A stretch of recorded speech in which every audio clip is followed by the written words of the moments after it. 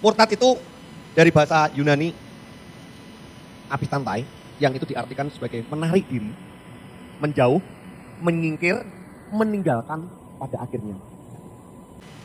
Saya berharap, sungguh saya berdoa di dalam nama Yesus. Semua yang sudah menarik diri, yang sudah mulai menjauh dari Tuhan, yang mulai menjauh dari ibadah, yang mulai menjauh dari persekutuan, yang mulai menyingkir, yang mulai meninggalkan persekutuan demi persekutuan, bahkan yang sudah jatuh, di dalam nama Tuhan Yesus ditarik kembali sama Tuhan. Amin. Biar hari ini ditarik kembali sama Tuhan.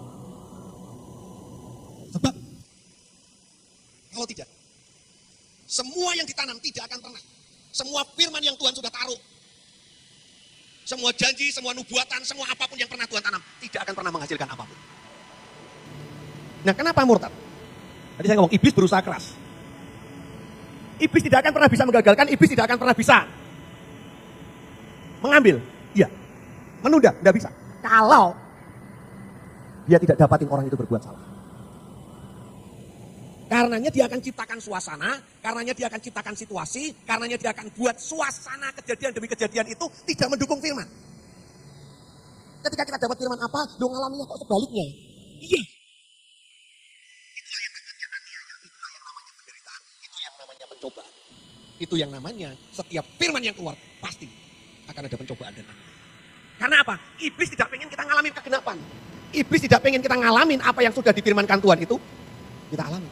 Maka dia ciptakan kekacauan. Dia ciptakan situasi yang berbalik.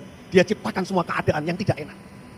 Dan ketika mata jasmani, telinga kita melihat, mendengar, kita mulai menganalisa, kok ini ya, kok kejadian. Nah, itu yang ditunggu sama iblis. Ternyata ya, yang menunda itu adalah ketidakpercayaan. Ketidakpercayaan akan menunda rencana Tuhan. Tetapi ketidaktaatan itu yang akan membatalkan rencana Tuhan. Loh Pak, tadi katanya tidak mungkin rencana Tuhan gagal. Ya, bukan gagal, tapi dicuri dari orang yang tidak taat. Diberikan pada mereka yang mau taat.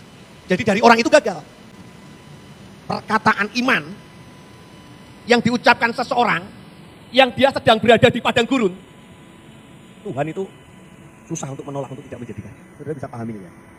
Ketika kita mengucap syukur, ketika kita memperkatakan iman di tengah situasi yang sepertinya tidak mungkin, di tengah semua keadaan yang tidak enak, di tengah semua keadaan yang tidak mungkin, itu membuat Tuhan tidak mungkin untuk tidak